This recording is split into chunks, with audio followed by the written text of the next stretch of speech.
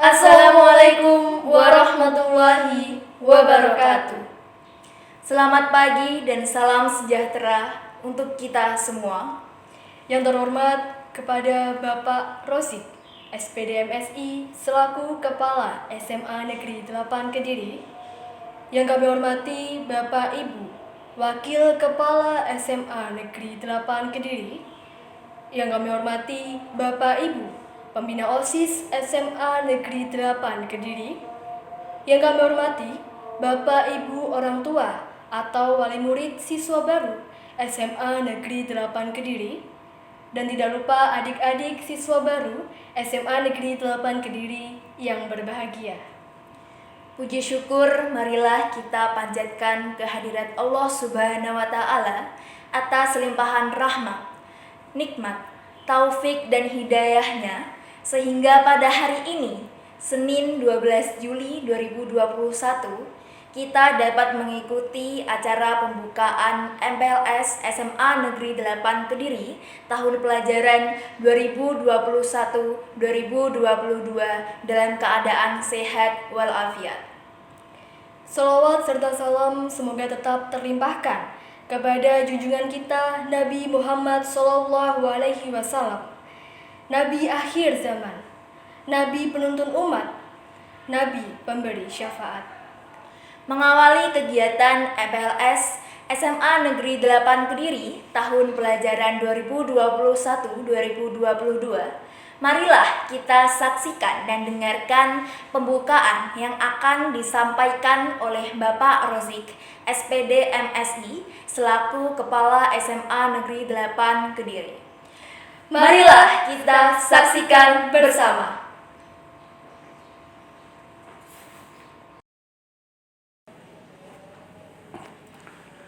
Assalamualaikum warahmatullahi wabarakatuh. Bismillahirrahmanirrahim. Alhamdulillahirrabbilalamin. Wassalatu wassalamu ala asrofil anbiya'i wa mursalin Sayyidina wa maulana Muhammadin wa ala alihi wa sahbihi ajma'in, nama ba'du. Yang terhormat Bapak Ibu Guru serta staf keluarga besar SMA Negeri 8 Kediri. Yang kami hormati anak-anakku OSIS SMA Negeri 8 Kediri, anak-anakku calon siswa-siswi SMA Negeri 8 Kediri yang berbahagia. Alhamdulillah, kita panjatkan puji syukur kehadirat Allah Subhanahu wa Ta'ala karena berkat rahmat, taufik dan hidayah. Pagi hari ini kita akan memulai MPLS SMA Negeri 8 Kediri. Salawat serta salam kita tujukan kepada beliau Kanjeng Nabi Muhammad SAW, Nabi yang akan memberi syafaat kepada kita kelak di yaumil qiyamah. Anak-anakku calon peserta, calon siswa-siswi SMA Negeri 8 Kediri. Kenapa dikatakan calon?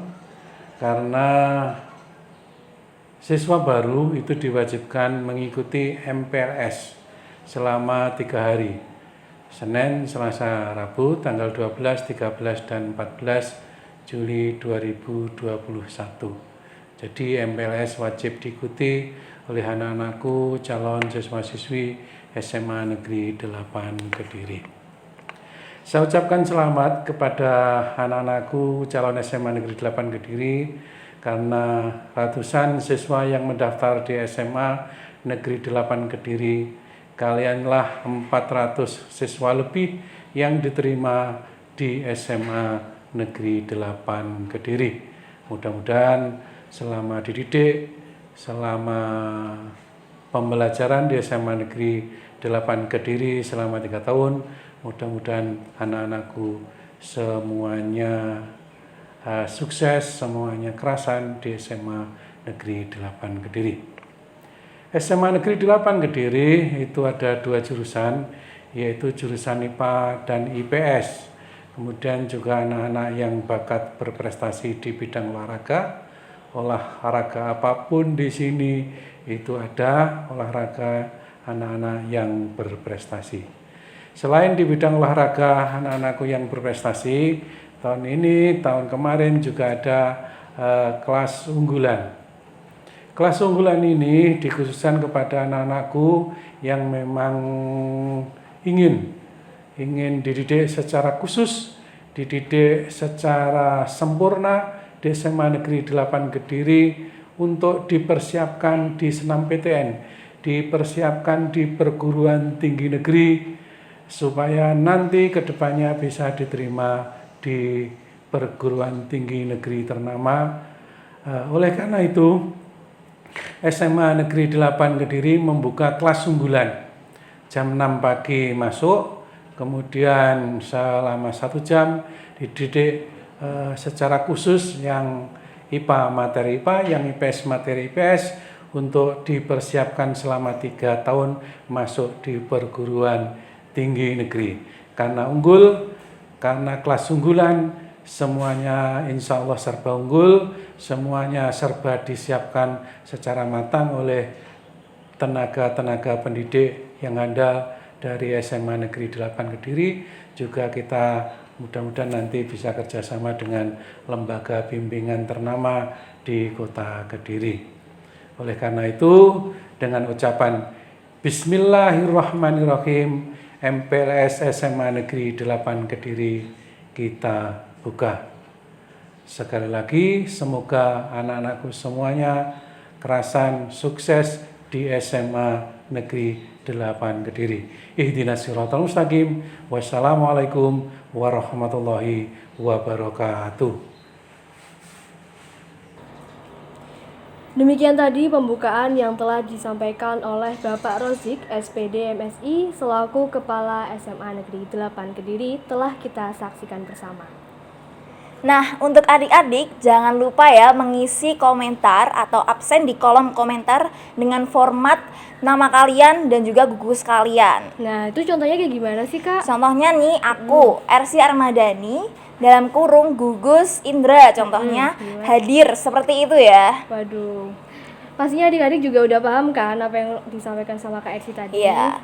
Nah, sebelumnya nih Kak, biar adik-adiknya juga tambah kenal kan sama kita, perkenalkan dulu nih, Kak Ersy namanya siapa? Oh iya, kita belum kenalan ya. Perkenalkan, namaku Ersy Armadani, biasa dipanggil Ersy Arja.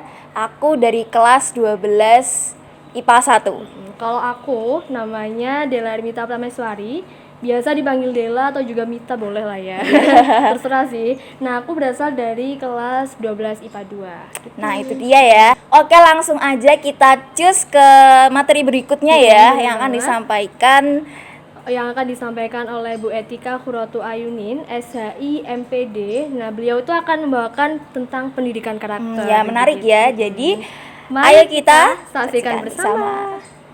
Baik adik-adik siswa baru SMA Negeri 8 Kediri, sudah tidak asing di telinga kita pastinya mengenai pendidikan karakter.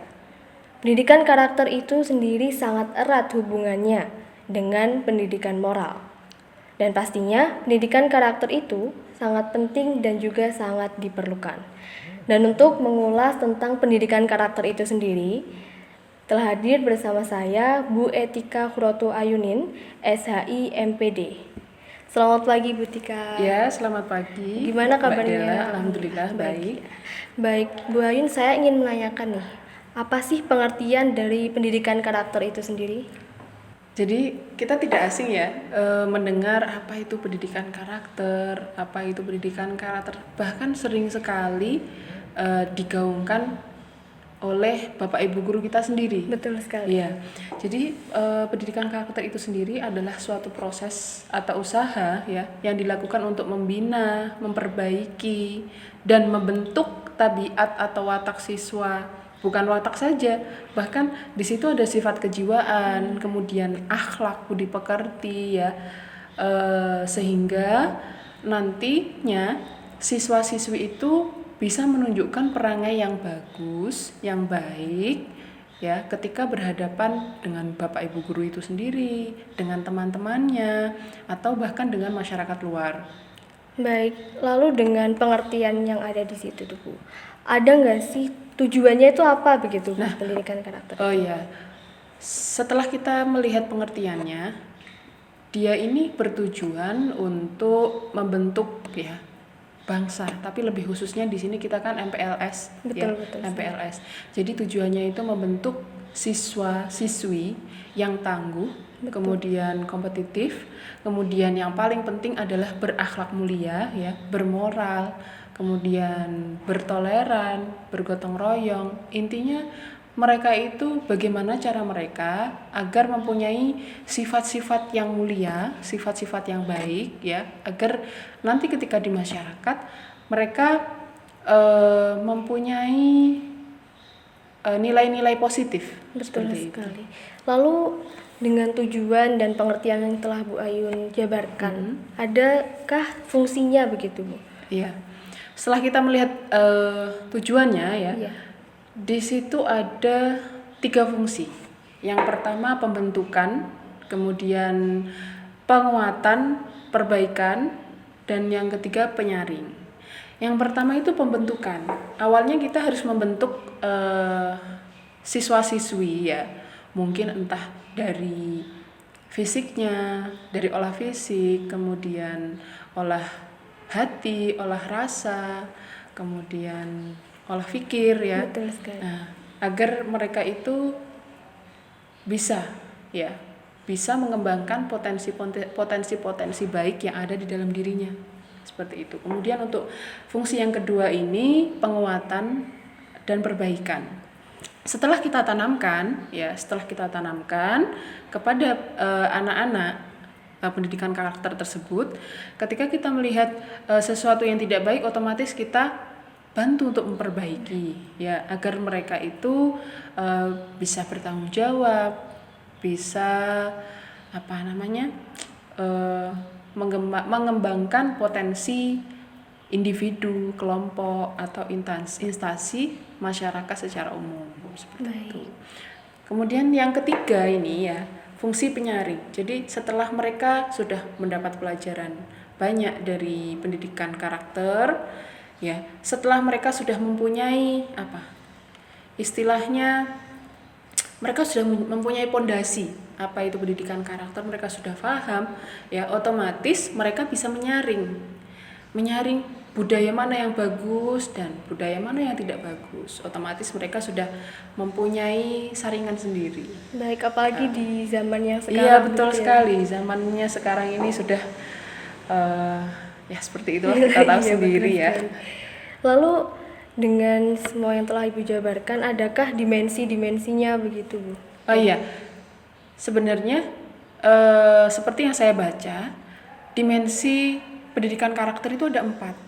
Yang pertama dimensi etik, ya. Dimensi etik itu atau bisa dibilang olah hati. Baik. Olah hati.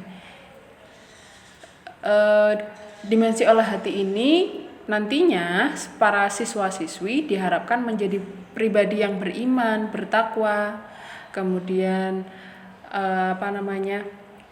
jadi anak-anak itu agar mempunyai keinginan besar untuk mempelajari agama.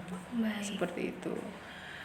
Kemudian dimensi yang kedua yaitu dimensi literasi atau bisa disebut dengan olah fikir. Bagaimana caranya anak-anak itu agar mempunyai keinginan belajar lebih, ya. Iya. Jadi mereka itu agar mempunyai keingintahuan lebih luas, bukan hanya olah hati saja, bukan hanya hubungan antara siswanya dengan Tuhannya, tidak, tetapi di sini bagaimana cara mereka agar mereka itu mempunyai keinginan banyak, ya, untuk belajar, seperti itu. Kemudian yang ketiga, dimensi estetik. Sering ya kita dengar estetik apa sih? Iya, betul Estetik itu, sekali. ya, estetik itu bisa dibilang olah rasa, ya. Olah rasa, bagaimana mereka itu mempunyai integritas moral, kemudian rasa kesenian yang tinggi dan kebudayaan. Jadi mereka itu bagaimana caranya agar rasa toleran mereka itu tinggi. Baik. Jadi ketika ada teman-temannya sedang berduka cita, ya, otomatis dia juga turut berduka cita. Jadi tidak hanya sekedar olah fikir, kemudian olahraga saja, tidak, ya. Kemudian untuk yang keempat, nah ini dimensi kinestetik atau olahraga. seperti yang ada di sekolah kita ya. Iya, sekolah. Kebanyakan kan Kebanyakan. anak-anak atlet. Iya, betul. Jadi mungkin mereka kebanyakan suka dengan dimensi ini. Iya. Seperti menekankan pada bentukan individu yang sehat, kemudian mampu berpartisipasi aktif sebagai warga negara, ya, memiliki raga yang sehat, jiwa yang sehat juga, seperti itu. Apalagi olahraga kan sangat didukung Iya, juga di betul sekolah. sekali, betul. Baik, lalu adakah sumber-sumber dari pendidikan karakter itu, Bu? Iya. Untuk sumber-sumber karakter itu sendiri ada 5. Yang pertama, ini saya ambil dari Kementerian Pendidikan Nasional, ya. Baik. Kemendiknas tahun 2010. Itu ada 5. Yang pertama agama. Kemudian yang kedua Pancasila, budaya, media, dan pendidikan. Kalau untuk agama sendiri ini agar mereka itu memiliki jiwa religius. Baik, yang seperti Ibu sebutkan betul, tadi. ya, jiwa religius. Seperti ketika anak-anak mendengar azan duhur, ya, misalkan, mereka berbondong-bondong pergi ke masjid atau musola untuk mengikuti jamaah duhur, seperti itu. Jadi tidak usahlah guru-guru itu, ayo anak-anak kita sholat ke masjid, kita sholat jamaah duhur, tidak. Tetapi bagaimana caranya anak-anak itu memiliki kesadaran tinggi untuk beribadah, ya. Tidak hanya untuk beribadah sholat saja, tapi seperti infak, ya, bersedekah, membantu orang lain. Nah, itu juga berasal dari agama, agar mereka mempunyai sifat religius. Kemudian Pancasila ini untuk menumbuhkan jiwa cinta budayanya, cinta budaya, kemudian juga mengamalkan Pancasila, seperti itu. Kemudian budaya di sini itu agar mereka cinta budaya, agar mereka mengembangkan budaya, kemudian juga menyaring mana budaya yang baik dan mana budaya yang kurang baik. Kemudian media. Nah, di media ini sangat rentan sekali, ya. Jika anak-anak tidak bisa menyaring, ya, otomatis mereka akan terseret kepada yang buruk begitu. Kepada yang buruk. Iya, betul. Jadi pandai-pandailah untuk menyaring mana yang baik dan mana yang tidak. Jadi pendidikan karakter ini mengajarkan anak-anak untuk melihat, mendengar, mengambil mana yang baik dan tidak baik. Ketika anak-anak sudah memiliki pondasi pendidikan karakter itu sendiri, insya Allah nanti anak-anak sudah tahulah mana yang harus dikerjakan dan mana yang harus ditinggalkan. Kemudian pendidikan, yang kelima pendidikan. Pendidikan itu sendiri bisa didapatkan tidak hanya di sekolah, karena di sekolah itu juga ada pendidikan dan pengajaran. Nah, kalau pendidikan itu bisa didapatkan dimanapun, entah itu di lingkungan keluarga, lingkungan sekolah, lingkungan tempat bermain anak-anak itu. Kemudian di jalan pun juga mereka mendapat pendidikan, kayak gitu. Sebenarnya pendidikan itu apa yang kita lihat, apa yang kita dengar, dan apa yang kita rasakan itu sudah termasuk faktor pendidikan itu sendiri. Seperti kita melihat sesuatu yang tidak baik lah, yang tidak enak untuk dilihat, otomatis berarti saya tidak boleh melakukan hal itu. Nah, itu kan sudah menjadi saringan sendiri, ya. Betul sekali. Ya, kurang lebih seperti itu. Dan pastinya dari sekolah juga ikut andil begitu, ya, Bu? Iya, betul. Jadi memang betul, ketika hari efektif anak-anak masuk sekolah, itu yang paling andil itu ketika anak-anak di sekolah. Jadi Bapak Ibu guru itu adalah contoh atau uswah hasanah, ya. Apapun yang dilihat anak-anak terhadap Bapak Ibu guru itu ya menjadi contoh dan menjadi pendidikan untuk anak-anak. Iya. Baik, lalu dari pendidikan karakter itu, Bu, apakah ada nilai-nilainya begitu yang terkandung? Iya, betul. Ada banyak sekali nilai-nilainya. Ada 18 yang saya tulis di sini, ada 18. Yang pertama, nilai religius. Jadi bagaimana nantinya anak-anak mempunyai jiwa patuh dalam melaksanakan ajaran agama ya yang dianutnya. Betul. Jadi waktunya sholat ya sholat, waktunya puasa ya. Kemudian mereka juga toleran atas apa yang dianut oleh ajaran-ajaran agama lain seperti itu. Kemudian jujur. Jadi apapun yang mereka lakukan ya mereka jujur, apa yang mereka katakan ya mereka jujur, amanah gitu. Kemudian toleransi menghargai perbedaan agama, suku, etnis, ras, pendapat, sikap dan tindakan orang lain yang berbeda dari dirinya. Tidak harus aku seperti ini, kamu harus ikut saya. Itu tidak boleh. Itu namanya bukan toleran. Menimbulkan perpecahan. Iya, betul sekali.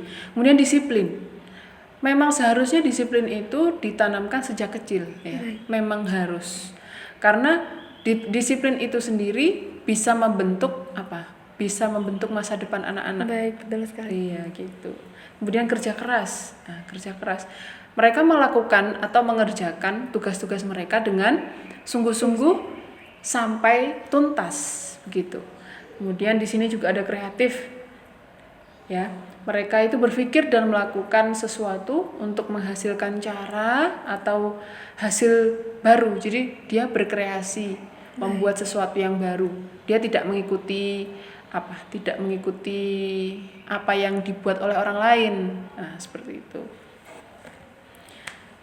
Kemudian ada mandiri, ya sudah paham ya mandiri ya, tidak bergantung pada orang lain. Kemudian demokrasi. Cara berpikir, kemudian bersikap, bertindak, ya, menilai sama hak dan kewajiban dirinya dari orang lain. Kemudian rasa ingin tahu. Kalau orang sekarang itu bilangnya kepo ya. Iya, kepo. Keponya itu dalam hal baik, bukan dalam hal buruk. Kalau misalkan ada teman yang ngomongin kejelekan orang lain, ya sudahlah, biarkan saja. Tidak usah kepo, tidak usah menerapkan rasa ingin tahu yang lebih dalam hal ghibah, gitu kan. Nah, kemudian di sini ada semangat kebangsaan. Jadi dia itu lebih mementingkan negaranya daripada kepentingan pribadi dan kelompoknya. Kemudian cinta tanah air, ya, insya Allah paham ya. Iya. Cinta tanah air, kemudian menghargai prestasi. Bagaimana anak-anak di sini mempunyai rasa ingin improvisasi diri lebih lagi agar menghasilkan prestasi. Nah, kemudian bersahabat atau komunikatif. Ya, dia itu komunikatif di sini maksudnya bagaimana?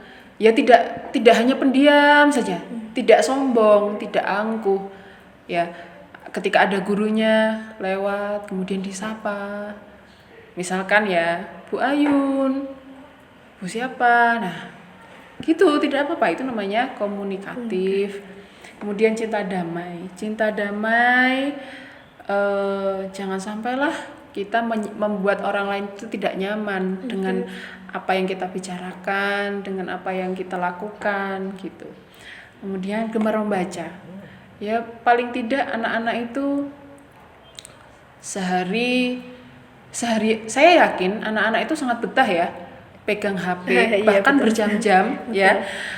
Pegang HP berjam-jam saja betah, tapi kenapa membaca buku 1 lembar, 2 lembar, 3 lembar aja tidak udah capek sekali begitu. Iya, kayak gitu. Ya paling tidak budayakan membaca buku lah, atau mungkin kalau ada tugas setidaknya baca buku sebelumnya terlebih dahulu. Kemudian peduli lingkungan, misalkan ya ada sampah berceceran gitu kan. Ambillah, dibuang di tempat sampah. Kenapa? Ya itu kan juga nanti dia dapat pahala juga kan. Betul.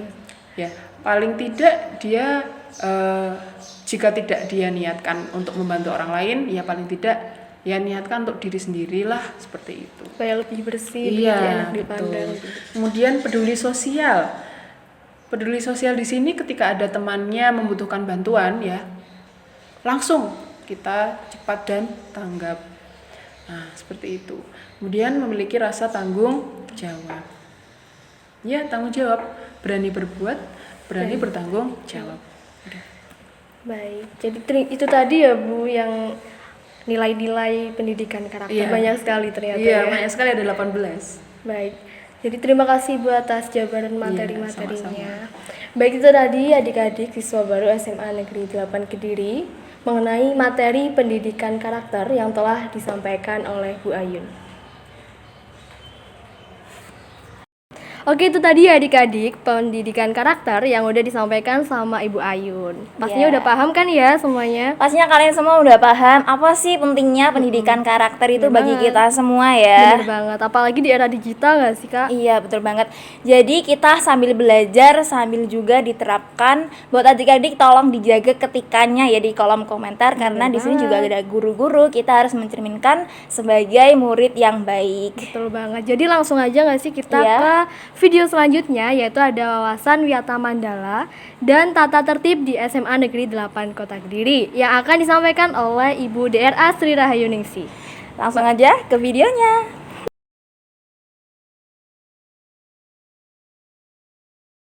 Selamat datang di SMA Negeri 8 Kediri.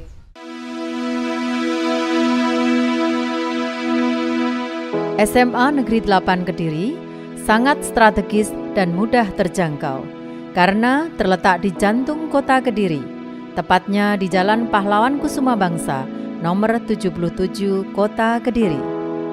Sebelah timur berbatasan dengan Stadion Brawijaya. Sebelah utara berbatasan dengan kolam renang Tirtoyoso yang sangat menunjang kegiatan peserta didik dalam bidang olahraga. Dan di bagian depan berbatasan dengan Memorial Park yang merupakan salah satu ikon Kota Kediri.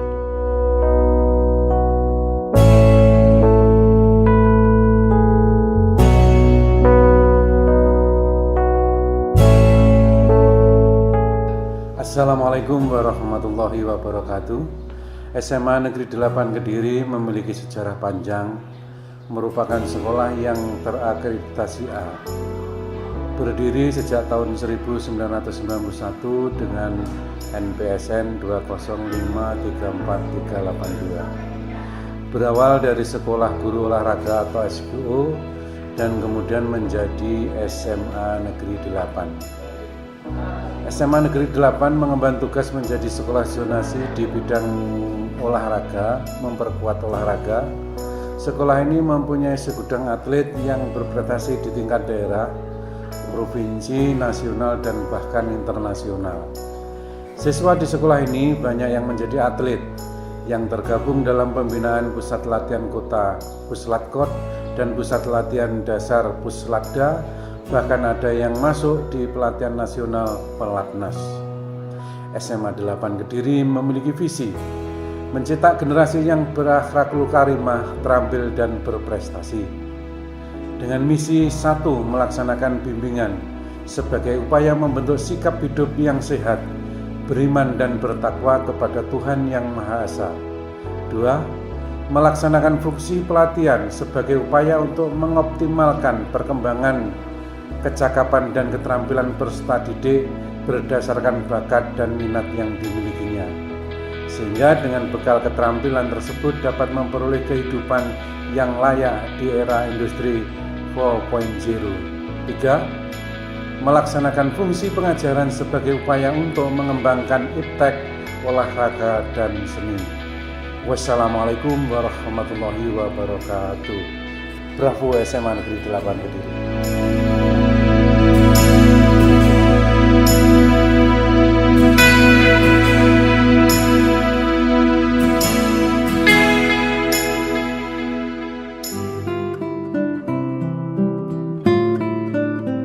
Assalamualaikum warahmatullahi wabarakatuh. Waalaikumsalam warahmatullahi wabarakatuh.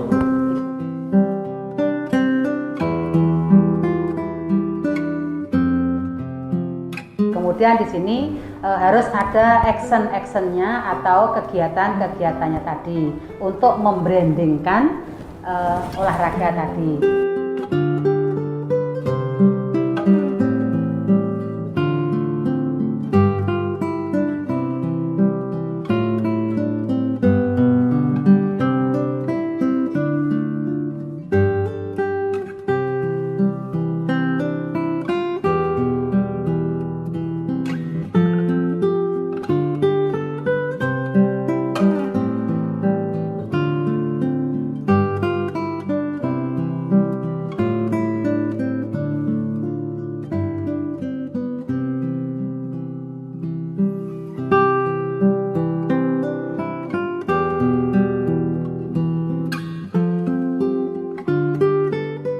Assalamualaikum warahmatullahi wabarakatuh.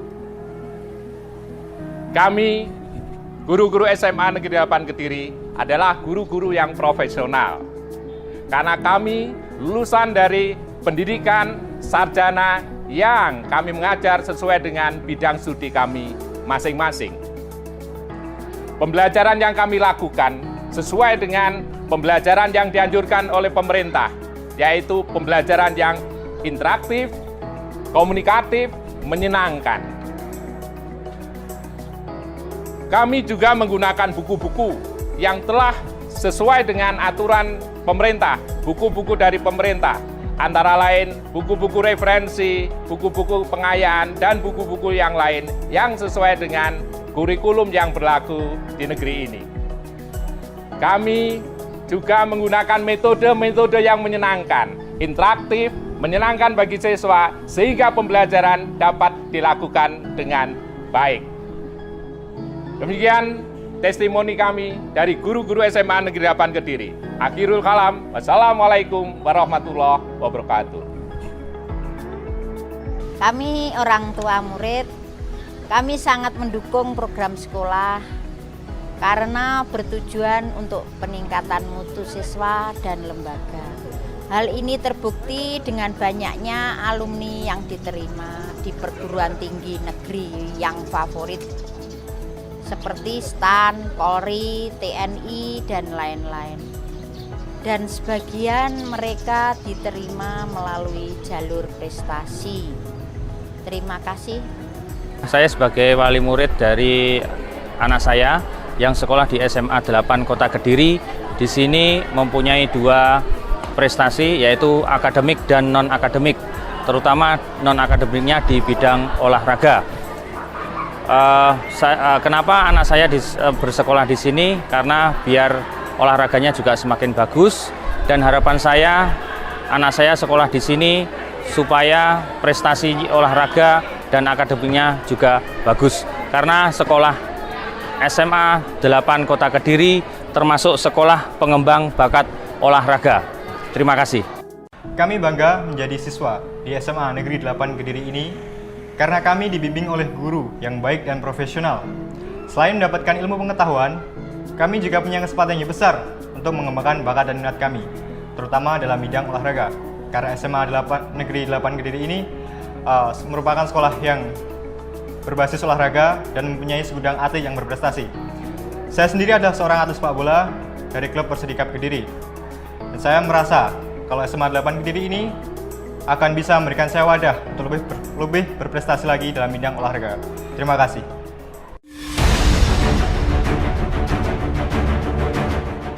Anda ingin berprestasi? Tempatnya di sini. Smadela, maju terus, raih prestasi. Anda berbakat? Mau berkembang? Mari bergabung bersama SMA Negeri 8 Kediri menuju prestasi dan hari depan yang lebih baik.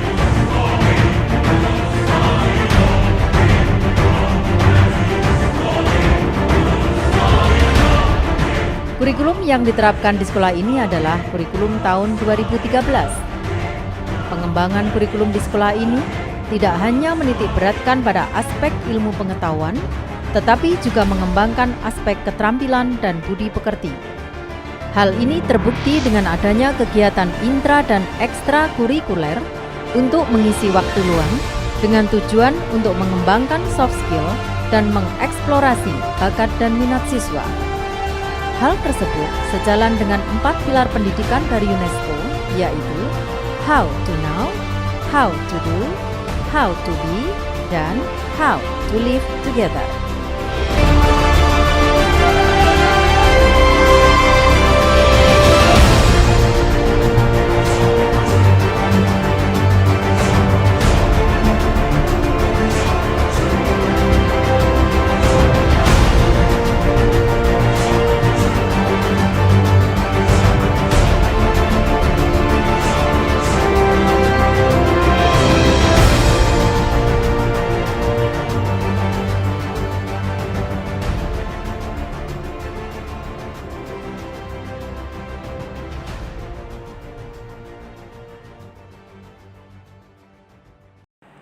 Selamat pagi adik-adik, gimana? Masih semangat kan? Kita akan berlanjut ke materi selanjutnya. Sekarang telah bersama saya, Ibu Yayu, selaku salah satu tim tatip SMA Negeri 8 Kediri. Selamat pagi Bu Yayu. Selamat pagi juga. Bagaimana kabarnya Bu? Alhamdulillah, Ya, alhamdulillah baik. ya. Semoga kalian juga baik-baik. Ya, amin. Nah, sekarang tema yang akan kita bahas adalah etika dalam berkomunikasi, baik di media sosial maupun secara langsung. Seperti yang kalian ketahui, etika ini sangat penting ya dalam berkomunikasi. Nah, untuk media sosialnya terlebih dahulu ya Bu Yayu. Iya. Apa sih pentingnya etika ini dalam kita berkomunikasi di media sosial? Ya, gimana ya? Karena kita tahu bahwa saat ini komunikasi itu yang paling sering kita lakukan sekarang ini adalah melalui media sosial ya. Ya, betul sekali. Karena situasi dan kondisi negara yang seperti ini pun kita harus banyak menggunakan komunikasi melalui media sosial. Nah, kita tahu bahwa komunikasi melalui media sosial itu kan pada umumnya anak-anak menganggap bahwa saat kita berkomunikasi kita tidak tatap muka, sehingga pada umumnya anak-anak akan ngomong seenaknya, tanpa memperhatikan apakah kalimat yang dia gunakan tadi itu menyinggung ataukah tidak perasaan lawan bicara kita. Maka dari itulah sangat perlu sekali ada etika di dalam komunikasi baik melalui media sosial maupun secara langsung, agar tidak terjadi adanya kerugian bagi lawan bicara kita. Nah, itu pentingnya etika di dalam komunikasi. Lalu sekarang kan ada yang namanya UU ITE ya Bu ya. Yang mana pemerintah itu menginginkan bahwa masyarakat atau generasi sekarang itu menjadi generasi yang cerdas. Nah, kalau menurut Ibu, makna dari generasi cerdas itu seperti apa Bu? Nah, inilah yang harus kita tumbuhkan di dalam generasi milenial ini. Walaupun kita itu pandai untuk berbicara, pandai untuk menyampaikan segala informasi, baik yang kita lihat secara langsung ataupun yang kita dapatkan berita melalui media-media sosial, tetapi kita harus bisa memilih apakah informasi yang kita sampaikan melalui media-media sosial itu tadi apakah tidak menyinggung perasaan orang lain ataukah tidak bersifat menghina orang lain, atau mungkin juga apakah itu tidak memfitnah pada orang lain ataupun bersifat provokasi. Nah, hal-hal inilah yang harus bisa dipilih oleh generasi milenial. Sehingga agar di dalam pelaksanaan etika komunikasi ini betul-betul tidak terjadi kerugian bagi pihak lain. Apalagi sekarang ini kita tahu bahwa pemerintah berusaha untuk memberikan jaminan hukum kepada semua pengguna media komunikasi dengan dikeluarkannya itu ya Undang-Undang IT nomor 27 pasal 3 itu yang bisa menjerat pada siapapun yang saat menggunakan media komunikasi melalui media sosial itu yang mengakibatkan kerugian orang lain, bahkan mungkin orang lain itu tertekan, seperti kasus pelajar-pelajar yang sering melakukan bullying kepada sesama temannya. Nah, itu tidak bisa dibiarkan begitu saja, karena kalau ada anak yang sampai terkena bullying dari temannya, ini bisa mengakibatkan seolah-olah membunuh teman itu secara perlahan-lahan. Kenapa? Karena si anak yang menjadi korban bullying itu kan bisa tertekan batinnya. Mereka nggak berani keluar, mereka nggak berani bertemu dengan orang lain. Nah, ini apakah tidak mengakibatkan si anak tersebut lama-lama meninggal dunia? Iya, tertekan gitu. Ya, nah inilah makanya perlu adanya undang-undang IT yang mengatur etika komunikasi di dalam media sosial. Lalu untuk mungkin adik-adiknya ada yang belum paham ya gimana sih caranya beretika dalam berkomunikasi di media sosial. Untuk caranya atau tipsnya itu bagaimana Bu? Caranya satu, kita harus selalu berhati-hati di dalam menulis kata-kata atau kalimat di dalam media sosial. Yang kedua, kita harus juga betul-betul bisa memilih apakah informasi yang kita sampaikan itu benar ataukah itu hanya hoaks. Ya, betul Kalau sekali. itu hanya hoaks, lebih baik tidak usah disampaikan. Karena kalau sampai itu hoaks, itu juga bisa terjerat dalam undang-undang IT. Maka rugilah nanti kita di saat menyampaikan informasi. Yang ketiga, kita harus berusaha untuk bisa belajar dari kesalahan orang lain, sehingga kalau hal itu merugikan orang lain, janganlah kita tulis di dalam media jangan ditiru seperti itu. sosial. Oke. Nah itu. Yang terakhir, kita harus bisa menyayangi diri kita sendiri ataupun sesama teman ataupun orang lain yang kita ajak untuk komunikasi. Nah ini cara tip kita agar kita itu di dalam berkomunikasi melalui media sosial merasakan aman dan nyaman sehingga tidak terjerat di dalam kasus hukum apapun. Gitu. Ya. Baik, beralih dari media sosial ke komunikasi secara langsung, apa sih perbedaan dari etika komunikasi secara di media sosial ataupun secara langsung itu perbedaannya apa sih Bu? Oke. Kalau kita melihat secara jelas perbedaannya nampak ya. Kalau ketika komunikasi melalui media sosial kan kita tidak tatap muka dengan orang yang kita ajak bicara ya. Yang kedua, yang pertama itu ya kalau yang etika komunikasi secara langsung kita tatap muka secara langsung sehingga kita tahu siapa tahu yang kita ajak bicara. Yang kedua, kalau dalam etika dalam komunikasi melalui media sosial kita kan nulis biasanya seenaknya ya, tanpa harus memikirkan apakah kalimat yang kita tulis tadi itu benar ataukah tidak, menyakitkan orang lain ataukah tidak. Tetapi kalau kita komunikasi langsung, kita mesti mikir, oh iya ya, yang kita ucapkan ini harus betul-betul sopan, harus betul ramah, sehingga yang kita ajak bicara pun juga akan senang mendengarkan kita saat kita komunikasi. Yang ketiga, kita juga mikirkan gestur tubuh kita. Saat kita berbicara melalui media sosial, kita kan seenaknya ya mungkin gestur tubuh kita sambil tiduran, sambil duduk-duduk, sambil angkat kaki, kita nggak akan ada yang peduli karena tidak kelihatan.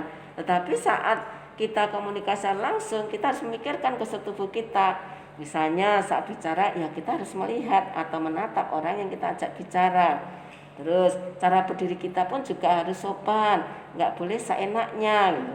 Yang ketiga juga saat kita berbicara melalui media sosial pun kan juga kita nulis kalimatnya itu kan ya sembarangan juga ya, kita nggak memikirkan. Tetapi kalau pada saat menutup kalimat pun juga begitu kan, juga seenaknya. Tapi pada saat kita berbicara secara langsung, kita kan nutupnya juga harus dengan sopan. Bagaimana ya kalimat penutupnya ini agar tidak menyinggung orang yang kita ajak bicara. Nah ini adalah bedanya antara komunikasi secara langsung dengan melalui media sosial. Nah itu, ada lagi mungkin? Nah ini yang pertanyaan saya selanjutnya Bu. Selama 1 tahun lebih ini kan sekolah kita maupun sekolah-sekolah lain itu kan menerapkan sistem daring dalam kegiatan belajar mengajar. Nah Ibu Yayu selaku salah satu tim tatip dan juga tim tatip yang lainnya, itu tugasnya atau fungsinya apa sih Bu selama daring ini? Ya tetap berfungsi nak. Karena apa ya? Walaupun melalui daring kan juga kita tetap harus memantau bagaimanakah ketertiban siswa itu di dalam menjalankan proses pembelajaran di sekolah SMA 8 walaupun melalui daring. Satu misal, di saat Bapak Ibu guru harus menyampaikan materi kepada siswa-siswinya dan harus mendapatkan respon dari siswa-siswinya.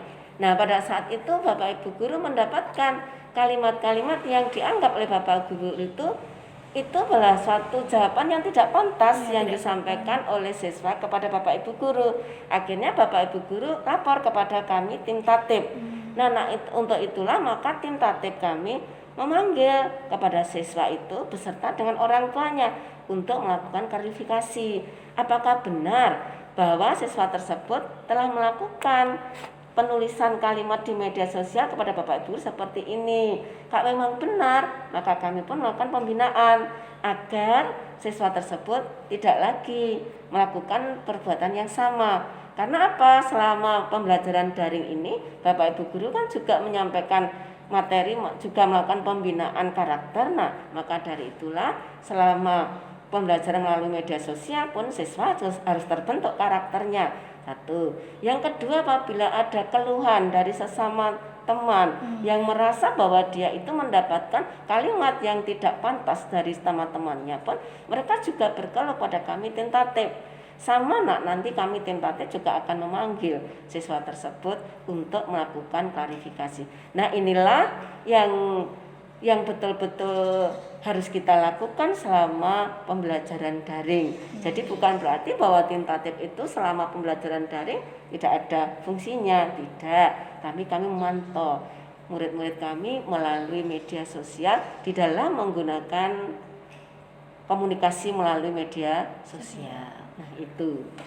Nah itu dia adik-adik, mungkin sepaham kalian kalau tatip itu yang jaga di depan, yang ngecek-ngecek dasi, ngecek-ngecek sepatu gitu ya Bu. Terus masih bingung kalau daring tatipnya gunanya apa. Nah ini dia tugas-tugas tatip selama daring ya. Gimana, sudah paham kan mengenai etika dalam berkomunikasi di media sosial maupun secara langsung? Sekian dulu ya perbincangan kami, saya Ersian Mahdani dan juga Bu Yayu. Terima kasih Bu Yayu atas informasinya. Terima kasih. Sampai jumpa.